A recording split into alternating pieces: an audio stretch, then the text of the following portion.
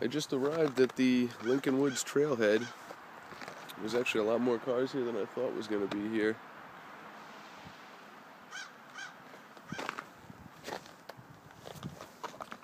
Check it out. The entrance is over there, and where that group of people is over there, that's where you go in. There's a suspension bridge over there. Bathrooms.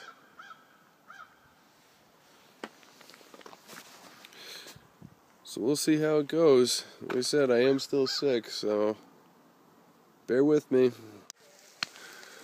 This place looks a little different than the last time I was down here. The suspension bridges are over here. Check it out. Everything's covered with snow. Then you got the tourist info back in here behind me. I'm hoping to get to a spot not too far in to drop this pack and set up camp, a base camp, and then probably hike on from there without the stuff. I want to find the Railroad Trestle 16, which is somewhere on the Bond Cliff Trail. Back in during Hurricane Irene, it wiped out a big section of this. There was another suspension bridge like that one that is completely gone. So if I get to that point, I'll show you what's left of what was there. I was just looking on the sign here. I got the weather forecast. It's going to be cold tonight. It says 8 degrees, and it's going to feel like -2. And tomorrow's going to feel like -3. Good thing I brought some gear. That's funny, this bridge is bouncing up and down. I'm standing on it right here. Check out the stuff behind me. This is the Pemi River right here.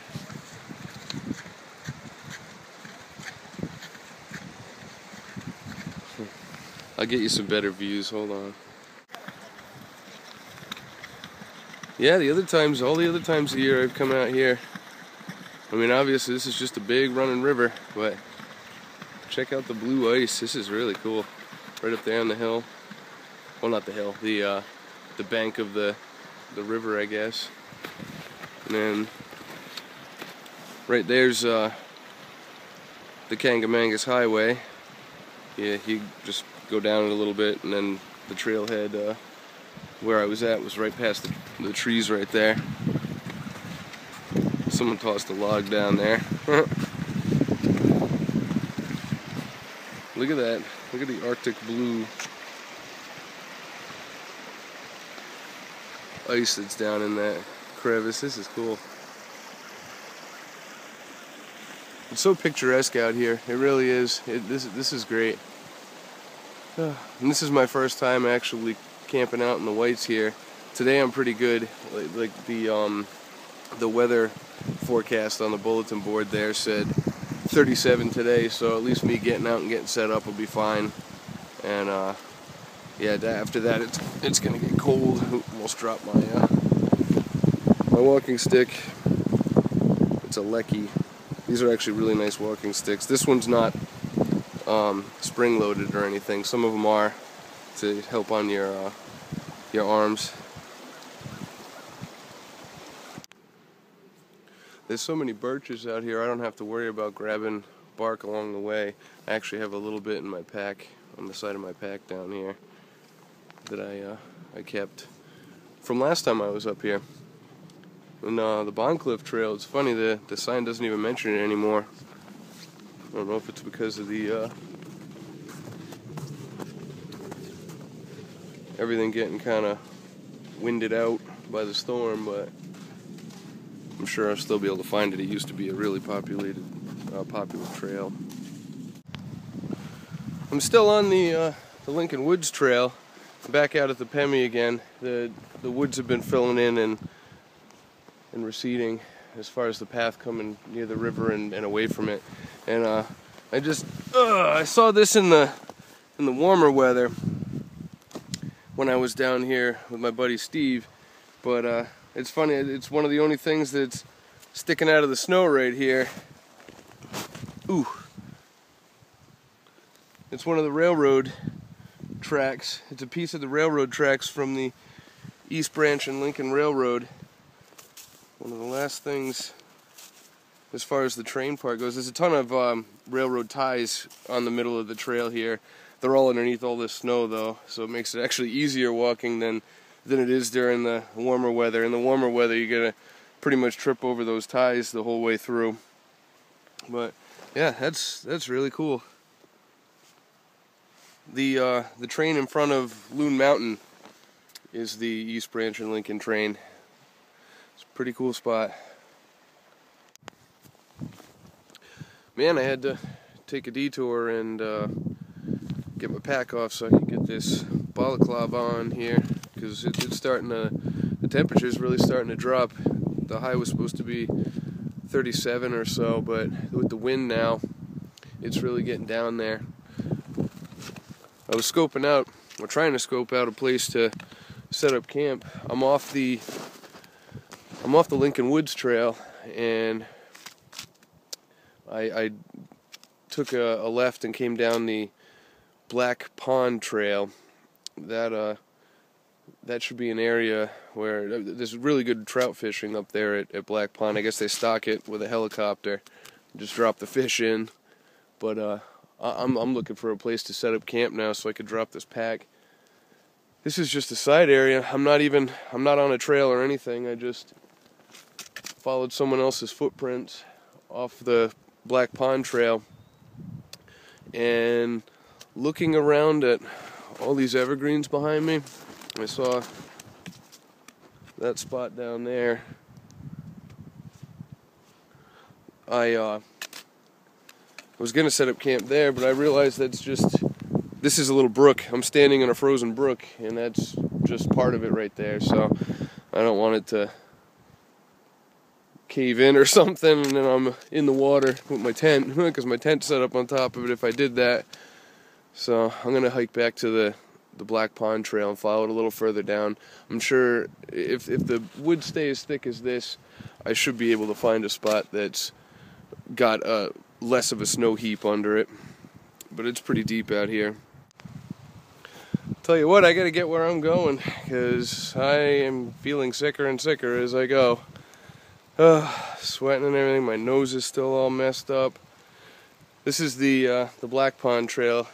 It's a lot skinnier than the other ones I was on. We're in this little valley right here.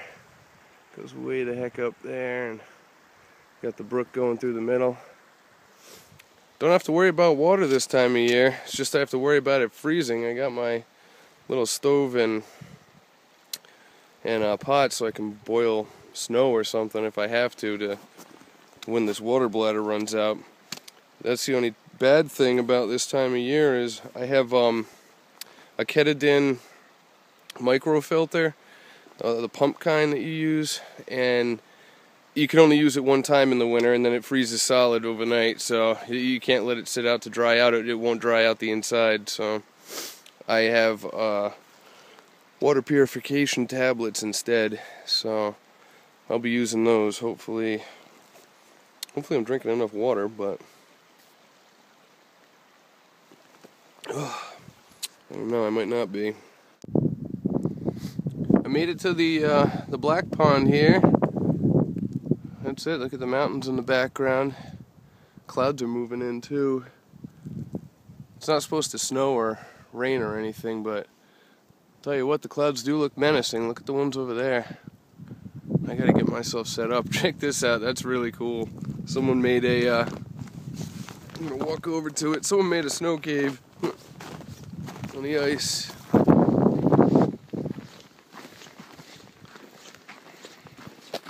That must have taken a lot of time.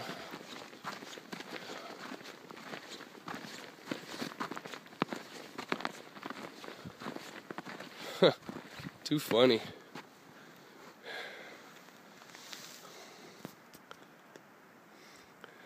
Good deal. I am almost there. I'm where I need to be, but I just got to get away from the pond a little bit to set up camp. So now I got to scout out the edges here and see what I can find. Here's what I got going over here. I I hiked up the hill down there from the Black Pond Trail. The pond's back over that way, and the trail continues down there. I'm not even sure where it goes. I'm not going any further than I am at right now. I cleared out all this, and hopefully I'll be able to get the tent set up in there and get my gear situated and out of the weather. Got my pack over here, clothes hanging up over there. Whew. I got really wet with sweat from the hike in, so that's why I got my thermal shirt, my jacket. They're all out here drying off, airing out. I got a little, maybe 2.5 hours of daylight left, so I got to get a drive on. I'm just exhausted. That was a big pack to carry out here. I'm having to keep blowing my nose all the time too. I'll show you what I got going when everything's more set up. Okay, I brought my I brought my dry sack, and I put all my food in it. And what you're supposed to do out here, because of the bears and stuff, is go a little bit away from your camp and put it up a tree, throw it up over a tree. And I forgot to bring the string to do that. So I had the bag, I didn't have the string. I was gonna look around, maybe strips of bark or something, I don't know, make rope out of it or string, but I lucked out because in my backpack my wife had given me, I know plenty of people have seen these things, it's one of those rope bracelets. I threw it in my backpack after Christmas when I got it, and I forgot it was in there, so I'm gonna take it apart and tie it on the bag and toss it over one of these trees over here somewhere. I also got this going. Where is it? There. Sorry. Just a little hearth, green wood, and I'm going to make a campfire on top of it, because if you tried making something directly on the snow here, it's just going to go out. So I lucked out also. Right behind where I have this hearth is this dead tree. So I'm just going to bust the branches off and get something going. I got all the stuff in my tent set up too. I can show you that stuff later. Here's something I noticed when I was setting everything up over here. Let me just get the camera switched around. Well, my tent's right there, and I saw these tracks leading over that way. They don't look like very big tracks, but then I saw down there in the middle of the frame, that looks like a whole bunch of animal pee. Must have been, I don't think it's a person, because I don't see any deep footprints or anything around here, like people footprints, so I'm going to get a closer look at that. Hopefully it's not something I don't want to run into. Let's see.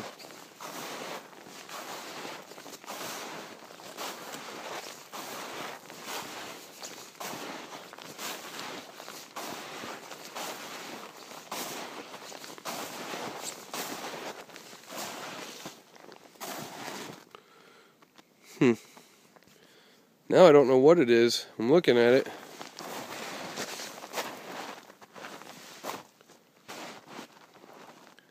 There's dead leaves and stuff, but I have no idea what that is. And getting close to it, doesn't look like animal pee. I have no idea what it is.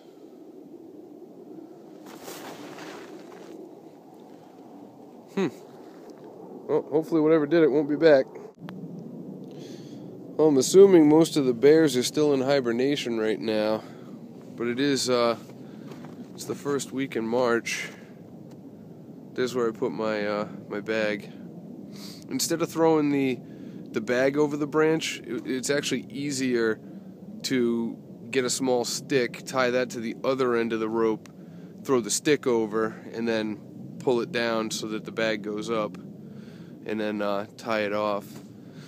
So that's where it's at. I mean, it should be far enough away. I don't know how far is for a bear bag, but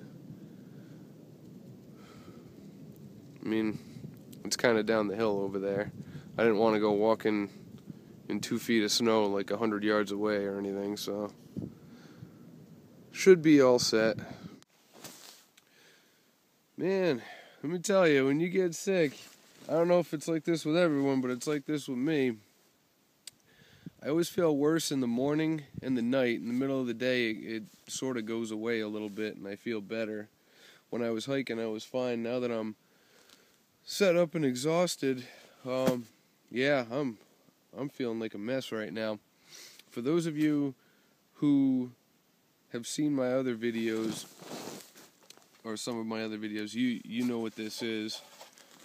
For those who haven't seen any of them before, it's a BioLite stove. Pretty cool little thing. I got it because, well, 2 reasons. One, it weighs less than my gas kind that I have, with the canister filled and the actual stove itself. This actually weighs a little less than that. And the other reason is, well, 2 other reasons. I'm sorry, so it's 3. One of the other reasons, it has this USB charger on it. So when the fire inside the combustion chamber here gets hot enough, it heats up that probe right there, and when it heats it up to a certain point, this little bar across the top here goes green, and you can charge your phone or anything, USB devices. Pretty cool. And the third reason, it runs on wood, so you never run out of resources to use on it. If you're bringing a gas stove and you're going out for X number of days, whatever it might be, eventually your gas is going to run out. It's finite. With one of these, I can just snap some branches off, throw them in, and as a matter of fact, I'm going to do that. So what I'm going to cook is my Mountain House meal. These things are great. They taste really good, and I need some food in me right now, so I got it up on the hearth over here. The stove actually comes with a block of fire starters. I mean, some people throw the whole thing in. I like using a little piece of it to make it last longer. You don't need it, especially up here, because you have all the birch bark. So once you get the birch bark going, it gets the wood going, and then the stove's good to go. And you just have to keep feeding it. But yeah, this is a little easier. So I start off with these until they run out.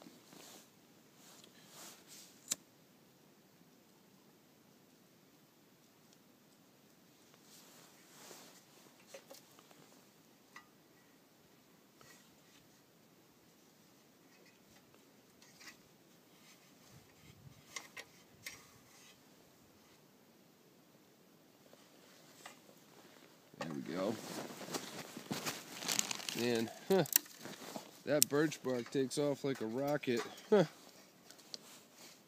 So I'm just tossing little sticks from this tree in here.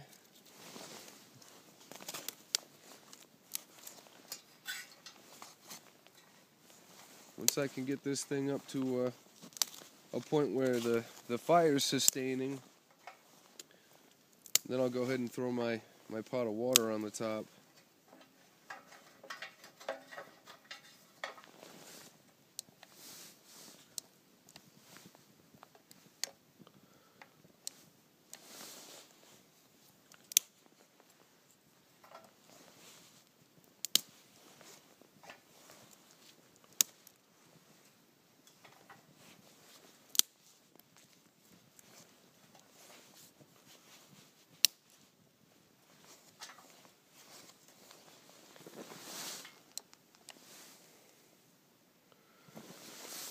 Oh man, one thing I didn't do stupid of me. What you're supposed to do with this stove when you start off is at home before you go anywhere, you're supposed to plug it in to like a charging thing.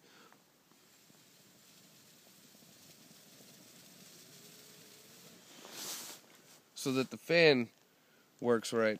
I didn't do that.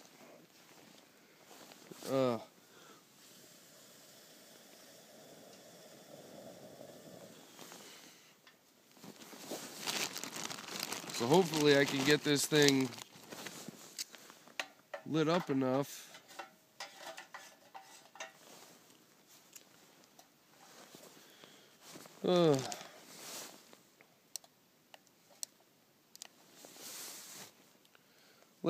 where I can get the fan to turn on.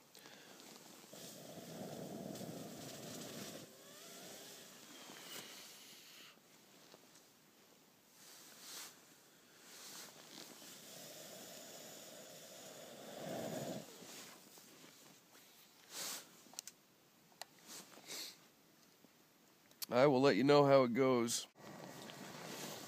Oh, check it out, guys. I got it. You can see right there. Oh no, you can't see right there. You can see right there how it's an amber color, that bar. If that goes green, then you can charge accessories on this thing.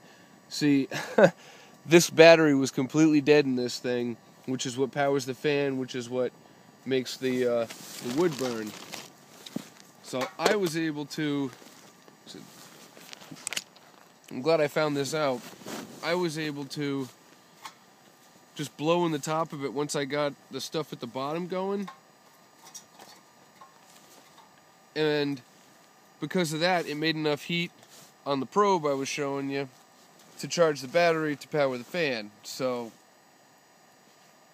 once that part got done, I mean, that's pretty cool to know. I mean, it says the BioLite manufacturer recommends that you plug it in and charge it before you come out in the bush with your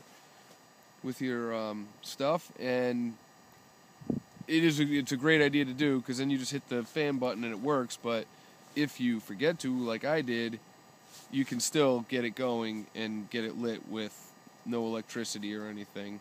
Just all I did was throw my birch bark in, throw some sticks from that tree in there, that little fire starter, threw it in, got it going, and it's working. It's working right now. Oh, I'm so happy. I was worried there for a second. I didn't know if this thing was gonna work or not.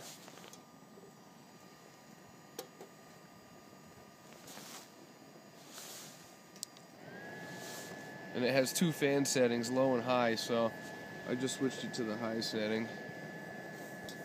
This is my water for my mountain house meal. I already measured it out earlier. But yeah, you can see that on there.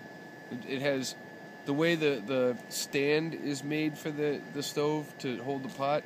There's little three grooves in the side that the flames actually shoot out and lick the pot you're boiling the water on. I am so happy that thing's going. That was the last thing I needed. I need to eat. But yeah, you just periodically you'll have to take the pot off, throw some more wood in there, and let it go.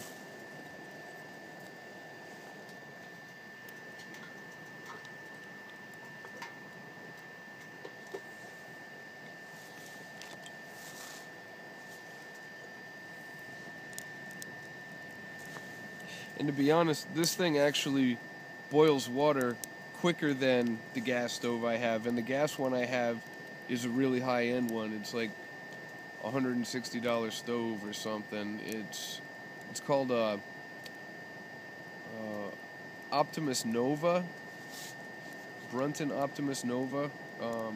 It collapses into a little like round thing that goes into a pouch, and then the sides flip out, and that's your stand for the stove. But yeah, I am psyched. I am so psyched this thing's working. So I'm gonna end it there for the time being. We'll see how much juice I can get out of this thing. Yep. The light just went green. I could actually plug my phone in right now. There it is. You can see that. I don't know, the steam might be stopping it, but it's boiling. And I literally only turned the camera off for about 40 seconds before it started boiling too. If you keep the tops on these pots too, it makes it boil a lot quicker. Oh, so all I have to do, it's another thing I really like about these Mountain House meals. You just pour it in.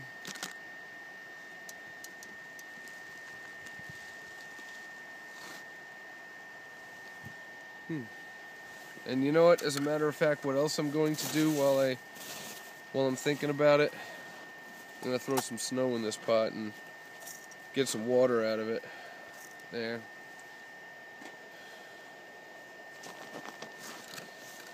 Another thing I noticed with this, when you're charging the phone or whatever you're charging, iPods, doesn't matter. It's actually better to have a pot on top of it, so I add in water or whatever, it keeps the heat in there better and it charges longer.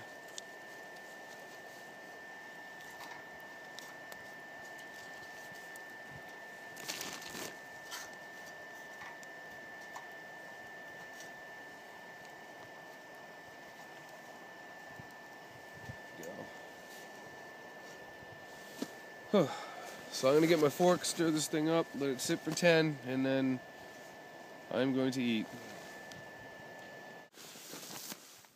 I still have enough light out to get some video, but the sun is setting. This is, I'll tell you what, the White Mountains, they are intimidating. You look around and, I mean, off to me, past this way here. You got that big one over there. I don't even know what half these are. The other side of this valley, there's another huge one. And I'm just out here in the middle of all this solitude and silence. Sorry for the camera. I'm adjusting it in the snow. I got this little tripod and I'm trying to stick it in the snow there. My BioLite stove went out. Actually, it's not even completely done. You can see that's all ash in there. It burns it down to nothing. It's actually kind of amazing.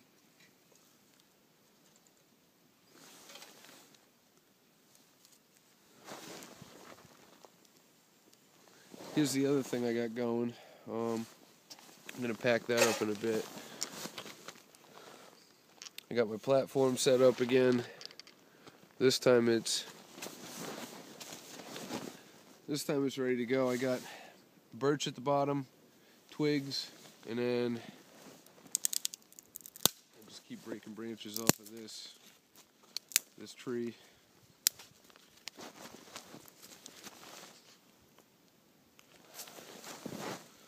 Alright, that's a little better.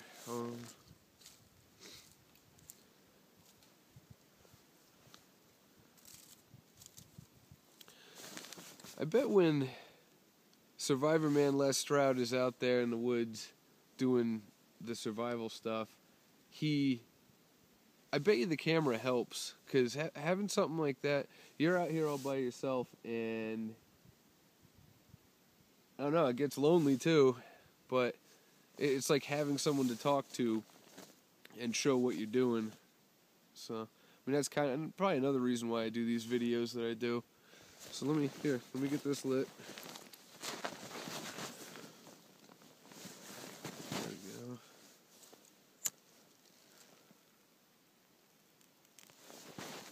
Getting a fire going, any type of weather, is all about preparation. I mean, getting the hearth down there, putting the right stuff at the right spots. I mean, a lot of it seems like common sense, but I mean, common sense isn't that common nowadays. You want to start with the little stuff and work your way up.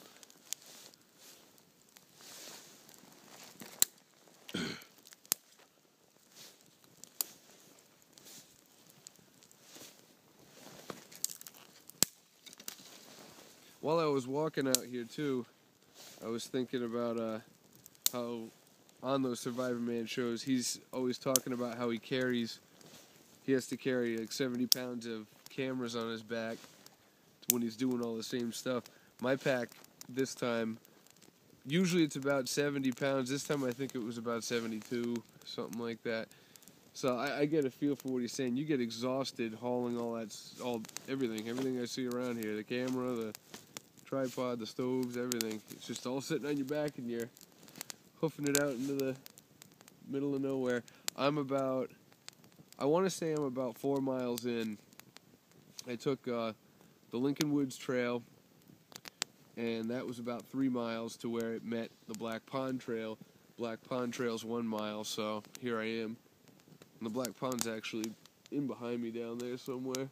Can't see it because the woods are so thick, but actually almost probably right behind the fire from where the camera is.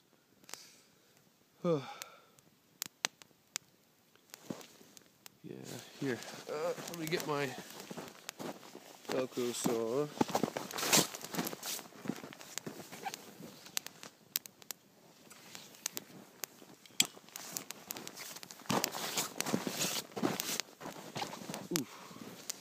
That's another thing. Like, all the stuff he's carrying on, I carry around stuff that's actually useful. So having 70 pounds on my back, it sucks, but at least you can do something with it.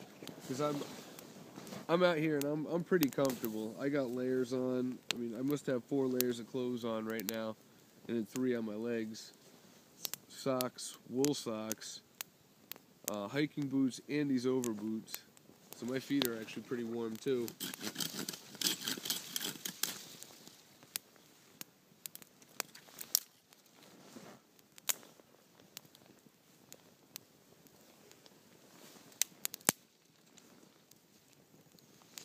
Yeah, there's my Felco saw.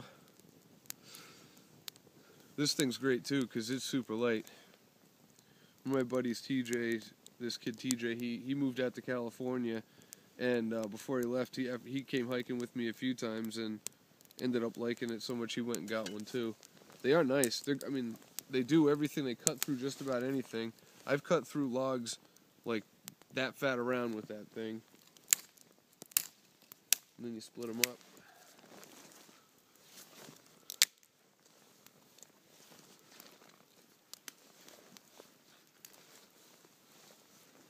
Let's see. I lucked out over here too. I was scanning the area around me. Not when I was coming up. I just saw an open spot and picked it and sat down. But most of the stuff around here is, smoke, is hardwood, and almost none of it's dead. There's some branches and stuff that have fallen around that I can take to throw in here. But it's just so funny, ironic that right behind me in the fire is this tree. It's just, the whole thing's dead. It's a spruce, a dead spruce, and there we go.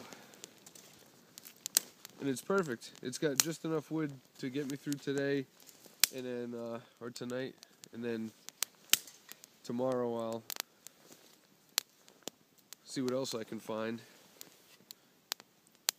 Unless I'm feeling like crap. If I'm really feeling bad, I'll just hike back out to the car. Because, I mean, I took meds and stuff that I had in my first aid kit, but I'm still feeling bad.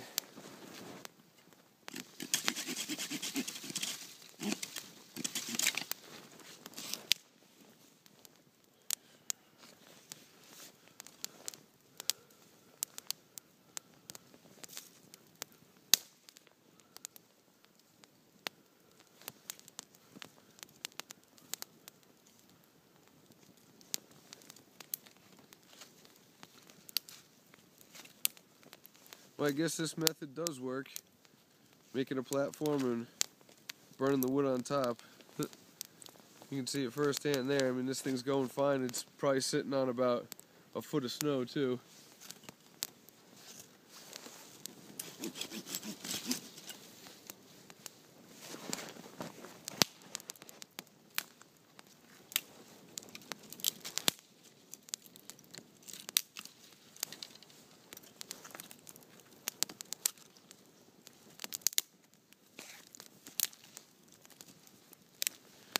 Actually, now that I got this thing going, there's something else I want to do with it. I brought gloves, and they're leather gloves with cashmere lining, and I put mink oil on them to keep them dry, and they still got soaked. So I'm gonna see if I can get these dried off. Actually, let me just get some more wood on this. I might put the gloves on and just dry them that way. Put them over the fire with my hands in them. Like, there we go. Alright. For the time being, I'm just going to shut this off. I'll turn it on later. This is actually working out pretty nicely.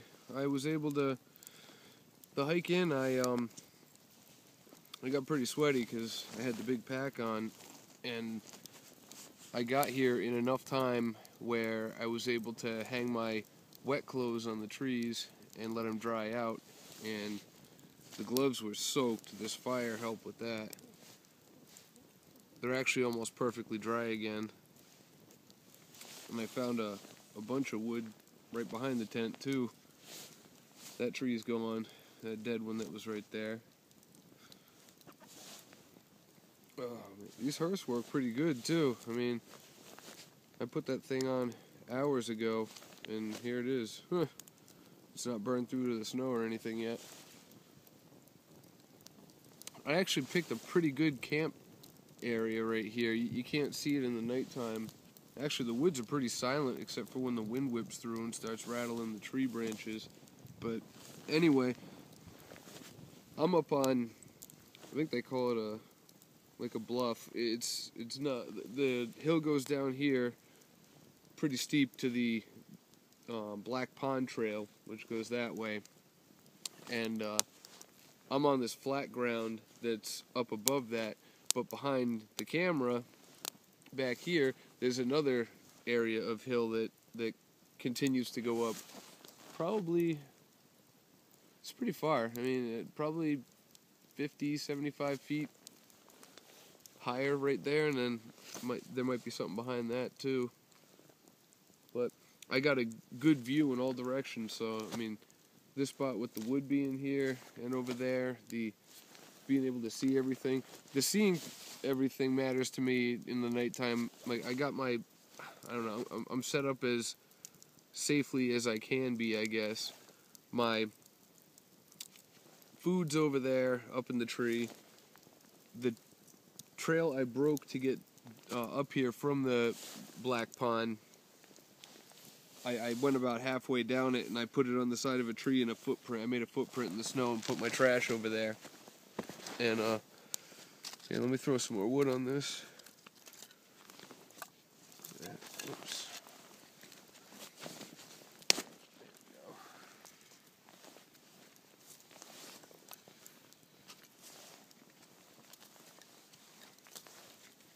I'm just trying to get it lighter for the camera. I got some life out of my headlamp too. Put the batteries next to the fire, and then put them back in it, and they seem to be working okay. The little red light in the back's flashing that they're low, but they're still working. I only really need it to gather the wood and stuff.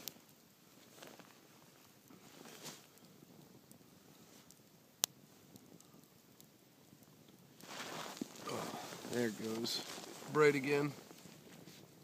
I mean, I could probably see if there was a bear or a moose in this area that, the bears are probably hibernating still, but if there was a moose around, I I'd probably go up this birch tree right here behind me. Should be my way to that little notch there and stand there. But I can see probably maybe 100 yards that way. Same thing, even longer, that like straight in front of me. Down the hill over there, I can see about 200 yards. Up the hill, behind me about 100. So, I mean, if anything was coming from anywhere around me, I'd first hear it, and then I'd have no trouble seeing it, especially with the snow. That's another nice thing about wintertime and nighttime. In the summer, when it's low moon lightage and you're out there in the nighttime, you can see, but you can't see too well. With the snow being on the ground, that's what's helping me be able to see so far, because the moonlight reflects off the snow, and it makes it like a big like daytime ground almost. I mean, not near as bright, but you can see everything just fine. I'll get this thing on in the morning and I'll probably show the inside of my tent and some of my stuff that I got set up in there. But I'm hoping to, if I feel fine, I'm going to hike back to the main trail and look for that railroad trestle without the stuff. Leave all my gear here in the tent and then hike down there and hike back. And then maybe Monday hike out with all this stuff. But yeah, so I'll have this back on in the morning. Well, I'm back up. It's like 10 in the morning now. I slept in pretty good last night. Got up once or twice because I had to go to the bathroom, but here's what the inside of my tent looks like. Got all kinds of storage compartments going all around the sides, the back, even up on the ceiling here. This thing's loaded. I use my I actually tanned this deer hide. My buddy's dad lives in Kentucky, and he got a few deer on his property. I asked if he could send home a skin so I could try tanning. So you can see here, they're really warm. I use it for a blanket at home sometimes when it's cold on the armchair or whatever. But it's a long process, but it's a really easy process. You just you put it in canning salt in a 5-gallon bucket for a day or so. Then you flip it over, put it out on a flat surface, and then put more canning salt on the skin side of it, and let it sit for another day after you roll it up with the salt on there. Then the third day, scrape it off, all the meat and fat that's left over on the bottom side of the hide, and that part takes a little bit of time, but once you've done that salting process, the stuff comes off pretty easy. And then put it in this different solution of canning salt and a different kind of salt called alum, A-L-U-M, and leave it in that for about 5 days, a week, depending. And when you're all done, this is what you got. Really cool. Very functional, too. But yeah, I always, when I'm coming out here, always first aid kit, pack, obviously, my SOG seal knife. And somewhere around here is my collapsible saw. I gotta find that. There it is. My Felco saw. I showed that yesterday. Because of all the snow, I usually don't bring these because I don't want to break, but my sunglasses, these ones, these are nice. They're Ray-Bans. Kind of expensive, but I get them on eBay from eBay UK over in England, and they're cheaper getting them from over there than they are getting them here. And I'm so indecisive right now.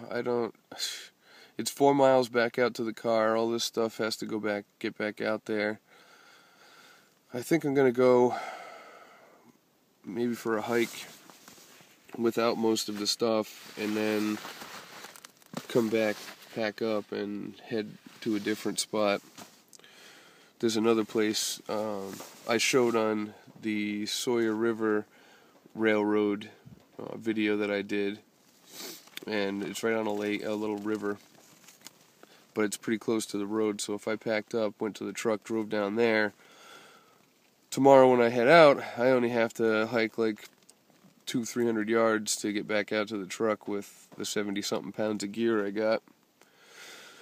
I just don't want to exhaust myself today, get out and looking around, and then still have to haul all this stuff 4 miles. So we'll see. Well, I made my decision. I got the site all packed up back into the bag here. Man, that thing's heavy. Hopefully eating a little bit of that food and burning some of the wood I had will make it a little lighter. So what my plan is, I'm just gonna hike back out towards the sorry, some kind of bird. I'm just gonna hike back out towards the truck and then go to the other spot I know of down on the Sawyer River area. Yeah, it's a lot closer to the truck that way, and you can probably hear it in me. I'm all congested and everything. It's just nice to have a shorter walk to the way out. Right now, again, 4 miles in. So I still got to get back to the truck from here, and then it'll only be 200 yards or so from the next place I stop at. I'm on my walk back. Just had to show you. Just look around. Look at this area. There's actually a brook right over there. This valley. I'm heading down this trail. That's one thing I've been hearing from every one of the hikers I've been passing this year, is that all the trails up here in the Whites this year, as opposed to others in the past, are actually already broken and flat and packed down, which makes life so much easier. Even just bushwhacking up to that site I just made that I stayed at, I mean, that was only like, I don't know, 150, 200 feet, something like that. It wasn't that far, maybe 100 feet, and it was up, no trail broken or anything, and I'm like, trying to climb through the snow that's sinking up to my knees. Once it was packed down, it was fine, and this, the water bladder, the water I had from when I left the car is running low, so I'm going to have to keep my eye out for somewhere to fill back up. I got my water purification tablets here. I'll drop in there, and as soon as I find a river, I just don't want to get like sticks and stuff in the water. I don't have any kind of cheesecloth or anything to filter what goes in, so if you face it, I'll show you when I go to do it, but if you face the water opening of your container downstream, it gets less sticks and stuff. Well, I'm back at the trail junction where Black Pond Trail meets the Lincoln Woods Trail here, and it's about 3 miles or so that way to get back to the truck, and half a mile that way to the Franconia Falls, a little over half a mile. But I think I'm heading back. I mean, this is nice and straight. I was just saying to 2 other people that camped out near me,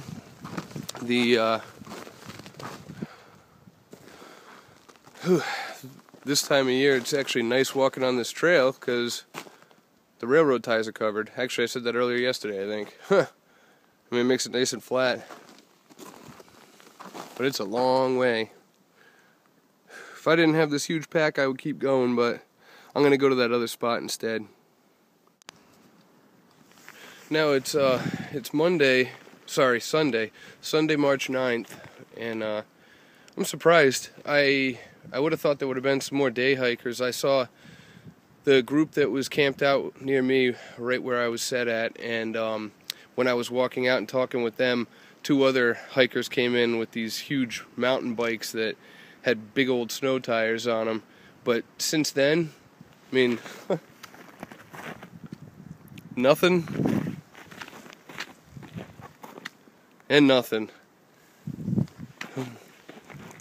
Last night there was, or not last night, yesterday there was a lot of people hiking back and forth, cross-country skiing, snowshoeing, pulling sleds, all kinds of stuff. And I expected more of the same today. It's probably about midday right now. It was close to 10 when I was packing everything up. So I mean, I gotta assume it's 11, 11:30, 12, something like that. But yeah, no one. I'm a little surprised. Well, I found a spot here and get myself some water. This water is actually moving pretty good. It's not frozen on the top here, you can see obviously. And yeah, I'm gonna try and get some stuff in here.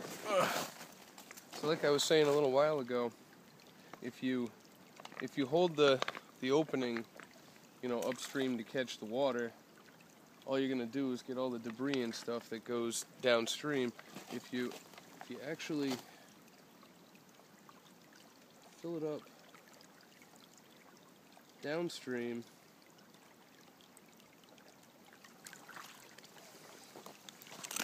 if I can get it, let me just stick that up there.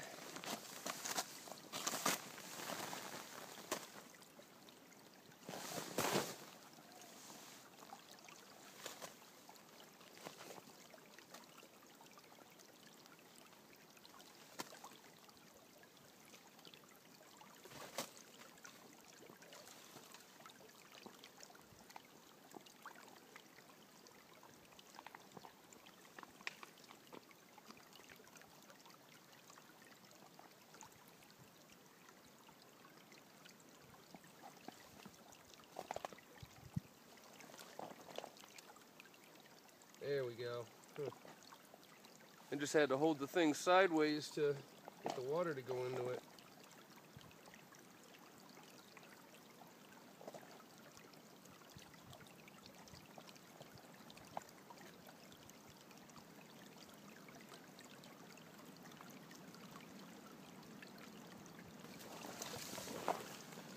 Whew.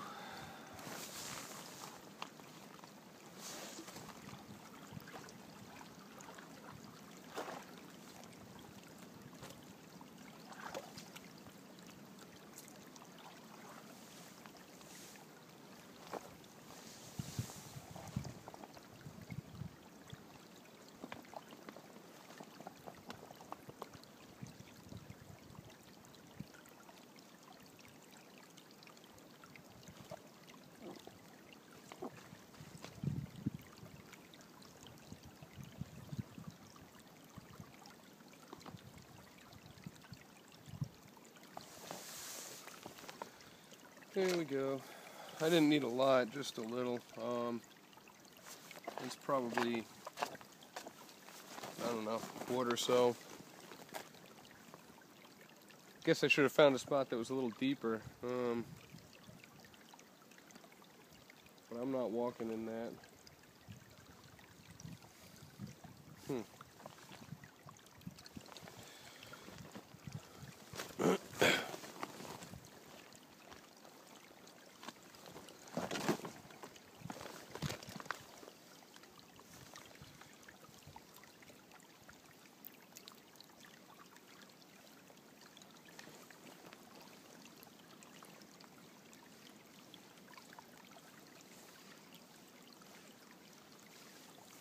So that's what I got for tablets.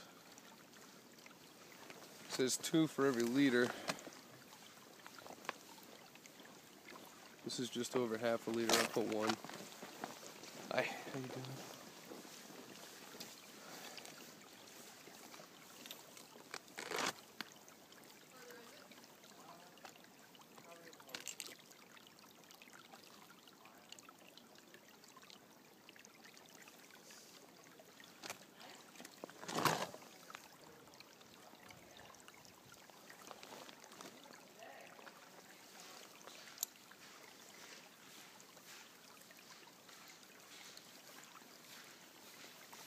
Hi.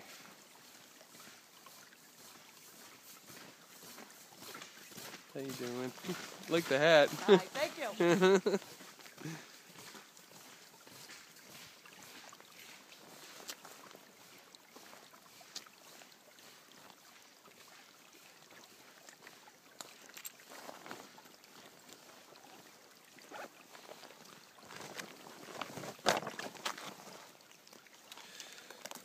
Alright, so that's down in there. I'm just going to shake it around and let it do its work.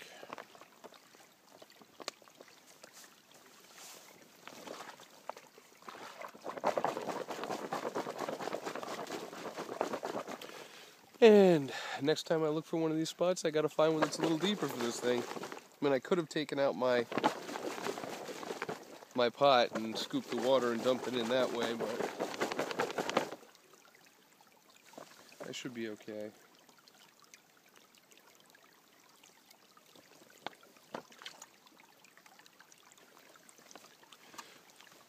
Only thing now is I can't drink any of the water for a half hour. It takes a half hour for that stuff to work. So let me get this back in my pack and on my way again. Tell you what, the wind whipping off this bridge has a bite to it. Man, it's like, it's cold obviously, but it's really cold when the wind starts picking up. That's a cool mountain in behind me, right there. I have no idea what that is.